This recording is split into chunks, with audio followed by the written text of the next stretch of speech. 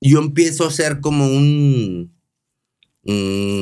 empiezo a darle seguimiento. Yo seguía estando, pues ya empecé a ver cómo se movían las situaciones en Estados Unidos. Claro.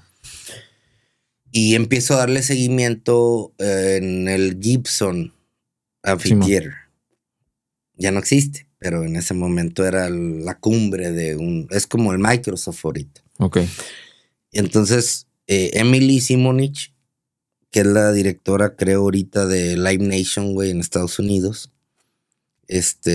empecé a hablar con ella y yo tenía muy buena relación con Juan Gabriel, güey. O sea, era un amigo personal, güey. Ok. Muy, güey, de verdad. O sea, no sé, para eso te digo, parece a veces que estoy diciendo o lo que tú quieras. Y entonces íbamos a hacer unos conciertos en Estados Unidos, o sea, porque yo le hablé y que vamos a hacer y que y pues me iba a dar unas fechas para que las hiciera ahí. Entonces yo ya empezaba a hablar con Emily por lo de Juan Gabriel y de repente todo el mundo quería Intocable, güey, porque fue cuando de repente se hizo el fenómeno Intocable. Un 2000, yo ya era 2000, ya iba a ser 2005, era 2004 para 2005. Y fueron los premios, en el 2004 fueron los premios de la radio.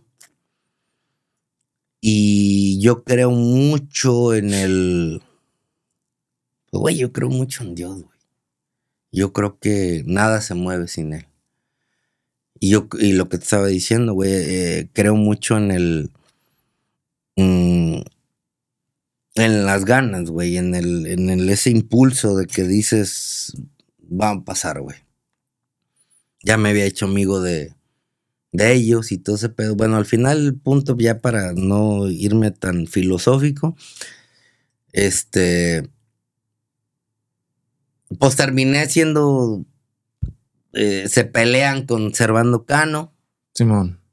Y el que les brinca con el dedito y la y empecé a moverles el asunto. A mí me tocó hacer el de ¿Eres aire? O sea, Simón. yo hice ese en Estados Unidos.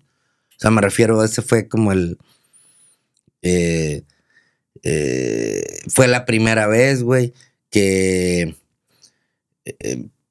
lo suenan en las radios pop en Estados Unidos, güey. O sea, siempre era regional, Intocable. Claro. Y aparte, si tú te fijas, en Texas, güey, cualquier grupo que suena en Texas, en California no suena porque en California es más corridos y esa madre. Entonces era la primera vez que un grupo tejano o de alguna manera de ese pedo ya había sonado. Ya habían llenado ellos el Pico Rivera Sports Arena. Ok. Y, o sea, ya tenían un paso, pero ya la cumbre, todo el mundo estaba detrás de esa fecha. Ok. Entonces, pero todo el mundo era como entonces, de alguna manera yo les hablo y les digo, güey, así. El caso es que empezamos a trabajar, de repente también con Valentín, güey, y cuando acordé de estar con el grupo con Martín y la chica, pues me abro con Martín, porque Martín se quedó con el grupo ese yo le había arrimado.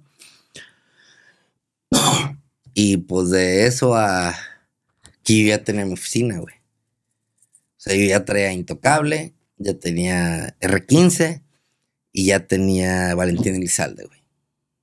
Que en ese momento era la cumbre de todos ellos y de repente, pues,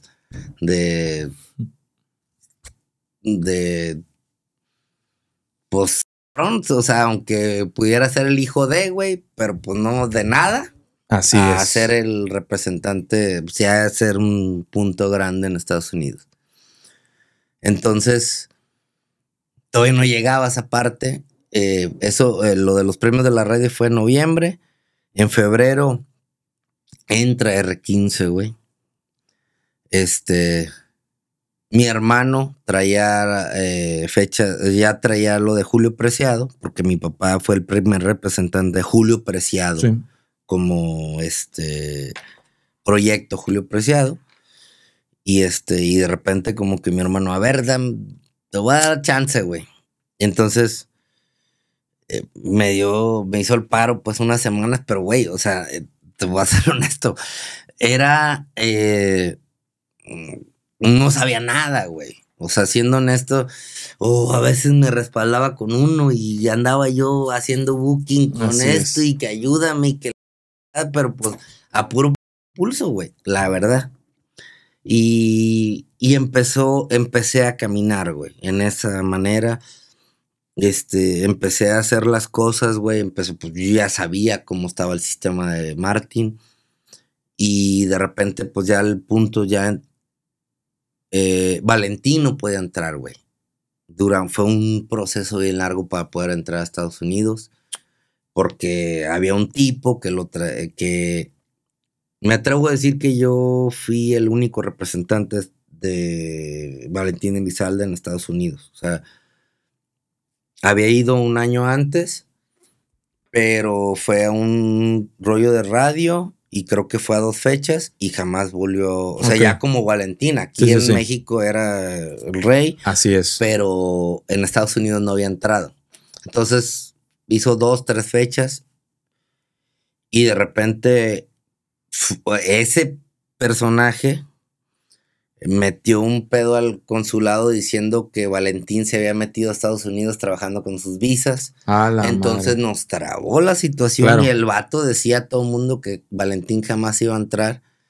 Y por obra de Dios, güey, literal, entró Valentín a Estados Unidos, güey. Porque él nos quería bloquear. Y entró, vato. O sea, entró y pues imagínate, o sea, ya por primera vez ya en forma y entonces fue un proceso. Ya cuando acordé ya estaba manejando Intocable, Valentín, Julio Preciado, la R15, güey. Y de todas maneras, o sea, yo me acuerdo que cuando entró la R15, después del primer fin de semana, llegan los músicos, los naturales, y me decían, güey, no hay pedo que no traguemos, me vale, pero ¿cuándo vamos a seguirlo? O sea, ellos seguían con la esperanza de que íbamos a volver. Claro, espérame, güey, pero vas a dar cuenta que de repente ya, pues, güey, o sea, no fue como de, entró la R15 y ahorita, pues, no hay otra, pues, vénganse, vamos a echarle aquí otra vez acá en un bar en Los Ángeles. Pues, no, ya era el manager de fulano, de sutano, entonces me empecé ya, y ya, como ya me habían seguido la R15, entonces empezó la R15 a trabajar. Jamás dejaron de trabajar. La R15 fue muy constante. Entonces empecé y pues ya me había hecho el empresario, pues, güey, ¿sí me entiendes? O sea, ya era pues ya era el personaje, güey.